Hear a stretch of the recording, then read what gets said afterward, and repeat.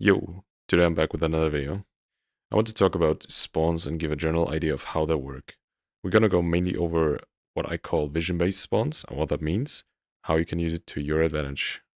Then there will be a short rant about doors and how broken they really are. We have a few ground rules I will show, and like in everything there is some exceptions, but we can't get into all of them today, since some of them just affect one single spawn in the game. I know this is no secret knowledge, so a lot of you probably already know about it, but I will show it anyway. While we go over what I like to call vision-based spawning, I prepared some clips for the background of a few different missions in solo and duo to show the impact different spawning and your positioning can have on your gameplay. Vision-based spawning, in short, is just the ability to manipulate spawning to the area you're looking at if you time it correctly. You don't have to aim down sight to do it, it is enough if you just face your camera towards it, but I usually recommend aiming down sight to ensure it and make it a bit more consistent.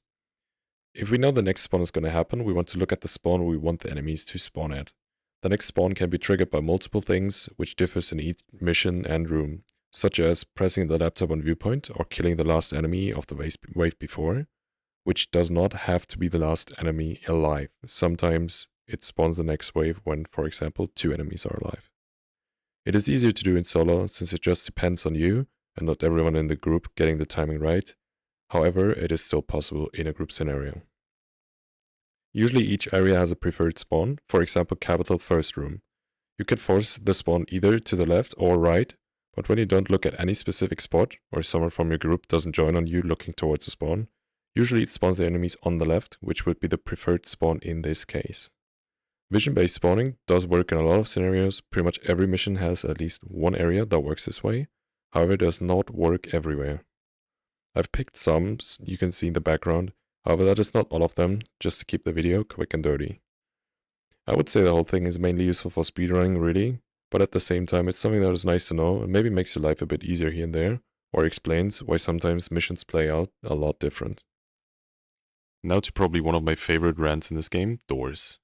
This is just a quick thing and not the main reason for this video, but I thought it fits in nicely and is nice to know as well. If a door is opening due to spawning, the door itself stops existing for enemies as soon as the animation started, but not for you. Something like the doors on Tidal Basins, the enemies can shoot through the whole door as soon as the animation started, but you can't. That is definitely something to be aware of, as it can really catch you off guard a lot. And then we have Capital, which doors obviously are gates in Narnia, so we can't actually shoot the enemies inside and need to wait for them to exit. Which might be very painful, especially in speedruns, but don't ask me where I know that from.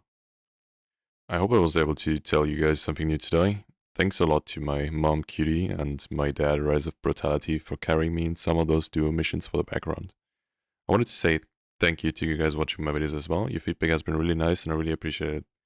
I'd like to get some more videos out, however due to my complete lack of technical ability when it comes to editing, those videos take a lot longer than I want to admit. Thanks for watching and catch you in the next video or live stream twitch.tv/toasteyxgod. Laters.